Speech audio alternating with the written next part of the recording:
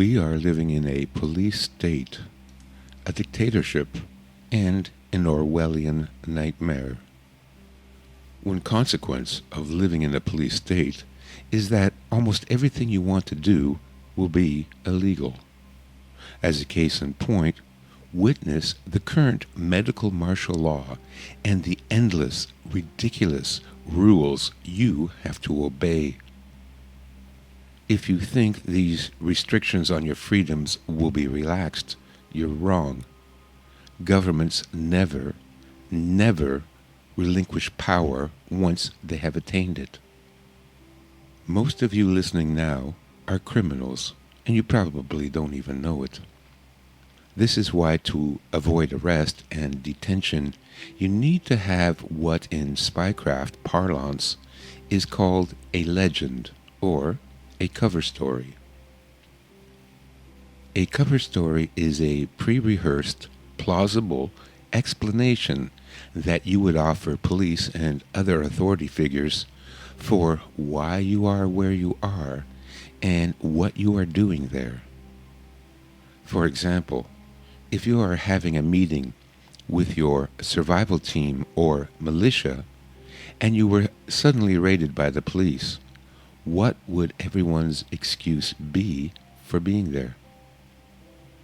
One example of a cover story is that the meeting is held under the auspices of a yoga, tai chi, or meditation class.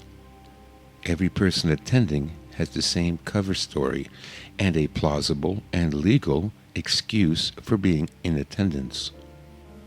I learned the importance of having a cover story when I occasionally worked for a smuggling ring in Southeast Asia in the mid-'80s. I was staying at a hostel in Chungking Mansions in Kowloon, and on the bulletin board was a flyer offering a free airline ticket to Taipei and $100 US cash, so long as you don't have any carry-on luggage. Now, I learned my lesson about traveling light many years earlier, and throughout my travels in Asia, I never carried more than a shoulder bag. The smuggling ring would provide the luggage. I took them up on the offer on the condition that I could search the luggage to make sure there were no drugs, and they agreed. They included 6 suitcases full of dried shiitake mushrooms, 2 pounds of white ginseng, and a classical Chinese musical instrument. At that time, any trade between mainland China and Taiwan was illegal, but people in Taiwan greatly valued mushrooms and ginseng grown on the mainland, and the musical instrument was a prized item only manufactured in China. The trip went smoothly. I had no problems at customs, and they picked me up and dropped me off from both airports. After dropping off the luggage and receiving my $100 US, they handed me a flyer listing a couple other smuggling runs that they offered.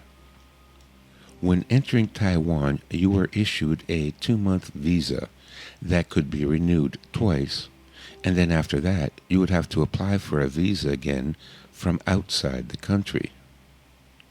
So, 6 months later, I decided to do the Korean run and renew my visa in Seoul. This involved smuggling gold into Korea and bringing back pirated Gucci and Yves Saint Laurent leather bags, which Korea was infamous for. In exchange, they would pay for a return airplane ticket, 3 days at a hotel in Seoul, and $100 US cash. In those days, most countries like China, Korea, and Taiwan had strict currency controls, and their currencies were practically worthless outside the country. If you were Korean and wanted to immigrate to the U.S., you could not take your savings with you. So they would convert their cash into gold and then send the gold to the States and convert it back to cash there. As a result, the price of gold was several times higher in Korea than the open market price. Coming back, you would bring 6 knockoff bags. These were quality pieces you could buy and sell for 25 bucks, sell at a Taiwan night market for 250 bucks, and if you shipped them to the US, they would go for $500 and up. A week before my trip, I heard a story at the local VFW about an American girl that made the Korean trip and was arrested. The instructions the smuggling ring give is that if you are confronted by customs, then just let them impound the item and collect it on your way out of the country. The gold was in the form of a chain you wore around your neck. It was like no gold chain you had ever seen before. 24 karat, as thick as paracord, and weighing around 8 ounces. This also taught me the immutable value of precious metals. Real gold and silver always trumps paper money. Now, this girl did not have a cover story. When questioned by customs while entering Korea, she panicked.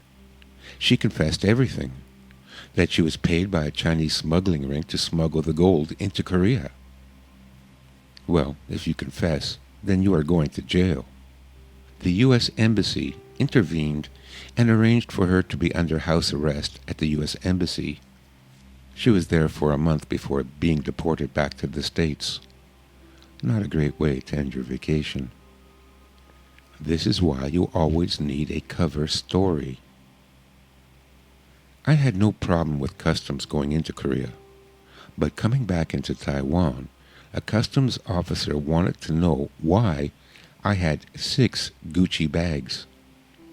Now, I had a cover story.